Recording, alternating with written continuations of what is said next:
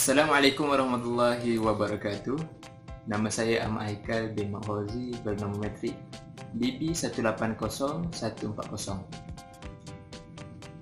Selamat petang kepada Dr. Nurhanin. Okey, pada kali ini kami akan membincangkan berkaitan dengan projek yang kami perolehi. Projek ini adalah projek berkaitan dengan penambahbaikan rumah.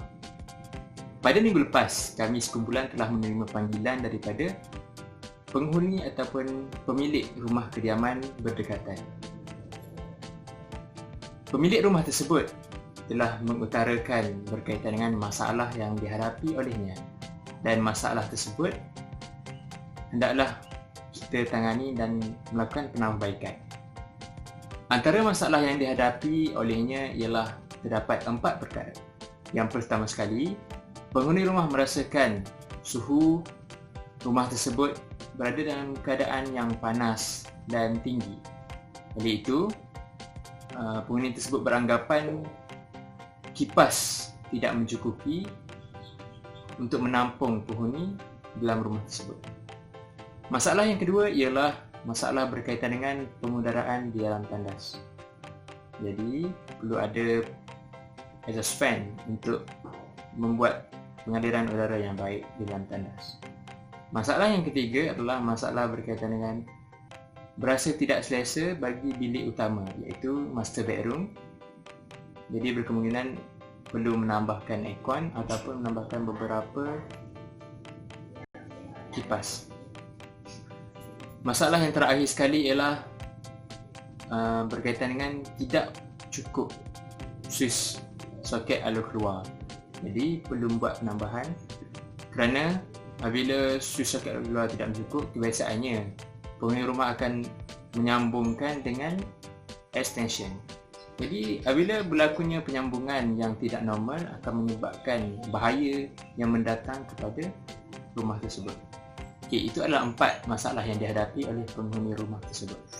Okey, apabila kita telah tahu apa masalah yang dihadapi, apa yang perlu kita laksanakan, apa perkara yang kita perlu tambah. Jadi apabila kita mempelajari subjek ICAT ini, kita tahu macam mana untuk step-step membuat penambahbaikan. Okey, untuk membuat penambahbaikan kita perlu membuat draft lukisan, iaitu lukisan pelan lantai.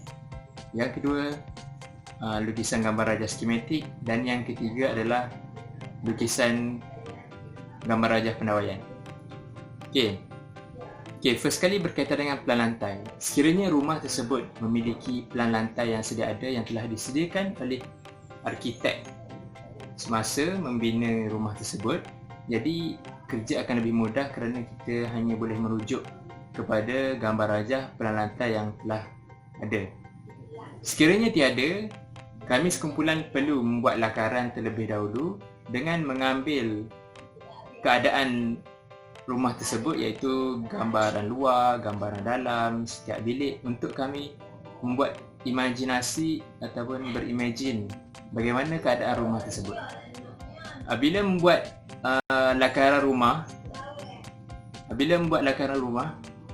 yang pertama kami perlu transferkan ataupun membuat lakaran yang baru pada software AutoCAD supaya lebih jelas, supaya kami dapat skala yang sesuai.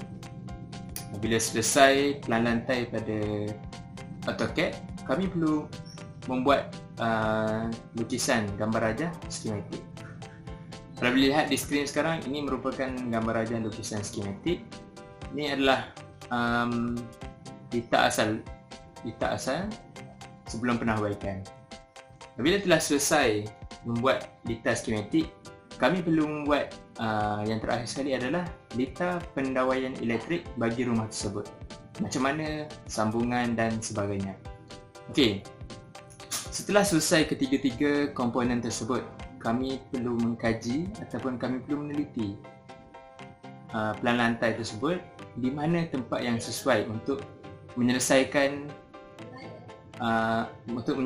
masalah tersebut, di mana tempat peralatan elektrik perlu ditambah. Seperti yang pertama sekali adalah penghuni rumah menghadapi masalah kerana suhu di rumah tersebut merasakan agak panas. Jadi kami bercadang untuk membuat penambahan kipas di ruang tamu. Yang sedia ada adalah ada satu kipas. Jadi kami bercadang untuk membuat 2 kipas, dan satu kipas yang sedia ada itu perlu dialihkan ke sebelah kanan dan buat penambahan pada sebelah kiri. Jadi akan ada 2 kipas, double kipas di ruang tamu. Seterusnya berkaitan dengan pengedaraan dalam tandas. Jadi kami bercadang untuk membuat penambahan peralatan elektrik exhaust fan di setiap bilik air. Seterusnya adalah kesesaan di bilik utama. Kami bercadang untuk membuat penambahan penghawa dingin.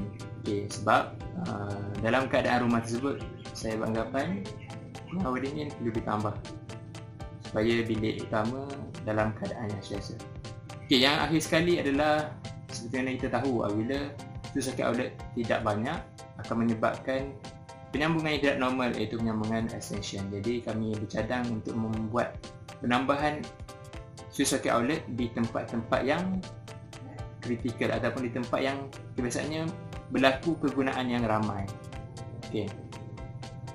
Bilangan peralatan yang ditambah, segala perkara untuk penambahkan akan diterangkan oleh rakan saya, saudara Hafizul. Jadi tanpa melengahkan masa, saya akan serahkan kepada rakan saya untuk menerangkan lebih lanjut berkaitan dengan draft kedua, apakah cara untuk menyelesaikan, bagaimana untuk penyambungan, bagaimana untuk menyelesaikan masalah ini dalam keadaan kos bersesuaian. Lepas tu dia punya selenggaraan, tempoh hayat penawar ini. Jadi perkara tersebut akan dibincangkan oleh rakan saya, saudara Hafizul. Jadi setakat itu dulu saja. Boleh kembali kepada saudara saya, Hafizul. Bismillahirrahmanirrahim. Assalamualaikum warahmatullahi wabarakatuh, dan salam sejahtera kepada Dr. Hanim, pensyarah IKED kami. Seterusnya, saya Muhammad Hafizul Hanif bernombor metrik DB 180134 akan meneruskan penerangan tentang projek kami. Seperti yang kita ketahui, pada sebentar tadi, tuan rumah ada mengadu tentang masalah-masalah yang dihadapi oleh beliau akan rumah beliau. Masalah-masalah tersebut adalah rumahnya agak panas, soket yang tidak cukup, dan pengularan yang tidak baik pada tandas. Seterusnya, saya dan Haikal telah mengeluarkan jalan penyelesaian bagi masalah tersebut. Oleh itu, saya akan menerangkan tentang jalan penyelesaian tersebut berdasarkan lukisan yang telah saya buat. Pertama sekali, kita akan merujuk kepada pelan lantai. Pelan lantai merupakan asas bagi pembinaan sesebuah rumah dan pembinaan sistem elektrik di rumah. Pada pelan lantai tersebut, kita boleh melihat setiap ruang yang ada dan setiap peralatan elektrik yang digunakan pada ruang tersebut. Jadi, mari kita lihat pada pelan lantai tersebut. Seperti yang terdapat pada lukisan ini, di sebelah kanan saya, anda boleh lihat satu legend yang menunjukkan peralatan elektrik sedia ada. Kita terdapat di sini adalah 7 unit kipas siling, 1 unit kipas exhaust, 38 unit lampu filament, 2 unit lampu dinding, 2 unit pemanas air, 29 unit soket alur keluar 13M 3 pin, 1 unit kotak agihan, 50 unit suis 1 hala dan 2 unit suis 2 hala. Berpandukan daripada masalah yang dihadapi oleh tuan rumah, kami telah mengeluarkan penyelesaian dan menambahkan peralatan-peralatan elektrik seperti berikut. Di sebelah kiri ini, terdapat simbol 1 unit kipas siling, 3 unit kipas exhaust, 1 unit penghawa dingin, 5 unit suis 1 hala dan 4 unit soket alur keluar 13M 3 pin. Tuan rumah mengadu bahawa di ruangan tamu beliau pengudaraan tidak cukup dan beliau berasa panas. Oleh itu kami telah membuat jalan penyelesaian dengan menambahkan lagi 1 unit kipas siling pada ruangan tamu tersebut dan menjadikan ruang tamu tersebut mempunyai 2 unit kipas siling. Seterusnya, tuan rumah berkata bahawa di tandas beliau pengudaraan tidak cukup. Oleh itu kami telah menambahkan 3 unit kipas exhaust pada setiap bilik tandas yang ada. Oleh itu, pengudaraan yang cukup dapat diperoleh daripada tandas tersebut. Seterusnya, tuan rumah berkata bahawa di bilik utama beliau berasa panas juga. Oleh itu kami telah menambahkan 1 unit penghawa dingin supaya tuan rumah berasa selesa di bilik utama beliau. Kami juga telah menambahkan 5 unit suis satu hala untuk mengawal setiap peralatan elektrik yang telah ditambah. Dan akhir sekali, tuan rumah mengadu bahawa soket alur keluar 13M 3 pin di rumah beliau tidak mencukupi. Oleh itu, kami telah menambahkan lagi 4 unit soket alur keluar 13M 3 pin pada ruangan-ruangan seperti di ruangan tamu, di bilik di bilik tidur 3, di bilik tidur utama dan juga di bilik tidur 2. Itu merupakan jalan-jalan penyelesaian dan penambahan komponen peralatan elektrik yang telah kami membuat. Seterusnya, kita akan berpandukan rajah skematik. Rajah skematik ini merupakan satu rajah yang dilukis untuk kita melihat di manakah kedudukan setiap peralatan elektrik pada litar akhir tersebut. Okay, seperti yang kita telah lihat pada rajah skematik yang asal, kami telah mengubah suai sedikit kepada rajah skematik draft kedua ini. Rajah skematik draft kedua ini merupakan rajah skematik yang telah diubah suai ataupun dinaik taraf. Antara penaik tarafan yang telah kami lakukan adalah setiap peralatan elektrik yang ditambah tadi, kami telah meletakkannya di Y, litar akhir lampu Y3. Sebelum kami memutuskan untuk letak peralatan elektrik tersebut di litar akhir lampu Y3, kami telah membuat pengiraan imbangan. Pengiraan imbangan tersebut bertujuan untuk kita mengetahui berapa unitkah satu litar akhir boleh tampung. Jadi setelah membuat pengiraan imbangan, kami telah menentukan dan kami telah meletakkan komponen peralatan elektrik yang telah ditambah tadi pada litar akhir lampu Y3.